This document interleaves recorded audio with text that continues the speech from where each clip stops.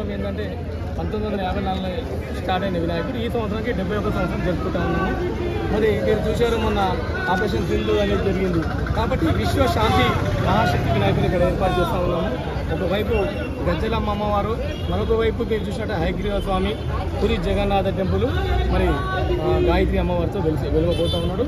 మరి ఈ ముఖ్య ఉద్దేశం ఏంటంటే ఈ చెప్పే విధంగా మన భారతదేశమే కాదు ప్రపంచం మొత్తం శాంతియుతంగా ఉండాలనే ఉద్దేశంతో శిల్పి రాజేందర్ గారు, గణేష్ శిల్ప కమిటీ అధ్యక్షుడు దానం నాగేంద్ర గారు ఆదేశానుసారము విశ్వశాంతి మహావినాయకుడు ఈ సంవత్సరం దర్శనం ఇవ్వబోతాము. మొత్తం ఎన్ని అడుగులు ఉండబోతుంది ఈసారి? చూడండి, ఈ సంవత్సరం ఏంటంటే 60 నుంచి 70 అడుగు, ఒక అడుగు లోపల విగ్రహం ఉంటుంది. ఎందుకంటే గత సంవత్సరం 70 సంవత్సరాలు కంప్లీట్ చేశాం కాబట్టి సప్తముఖ మహాశక్తి వినాయకులు ఏర్పాటు చేశాము. మనం అయోధ్య బాలరాముడు పెట్టాము, అదేవిధంగా రాహు కేతువు, శ్రీనివాస కళ్యాణము, శివపార్వత కర్పూరం ఏర్పాటు చేశాము. ఈ సంవత్సరం భిన్నంగా విశ్వశాంతి మహాశక్తి వినాయకులు ఏర్పాటు చేయబోతాము. అంటే ఇప్పుడు ప్రజలకి ఎలా సందర్శనం అయిపోతున్నారు, అలాగే మరొక పక్క ఏర్పాట్లు ఎలా ఉన్నాయి?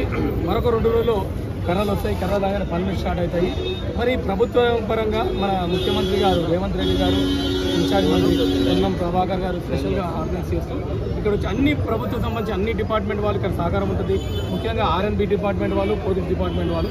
ఆర్ఎన్బి డిపార్ట్మెంట్ వాళ్ళు ఏంటంటే ఇక్కడ వచ్చే భక్తులకు బ్యారికేడింగ్ కావచ్చు, ఏ విధంగా ఈజీగా ఏర్పాటు చేసి భగవంతుడు దర్శించి వెళ్ళే విధంగా ఆర్ఎన్బి వాళ్ళు ఏర్పాటు చేస్తారు.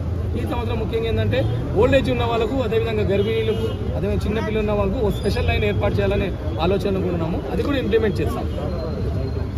మొత్తానికి ఏదైతే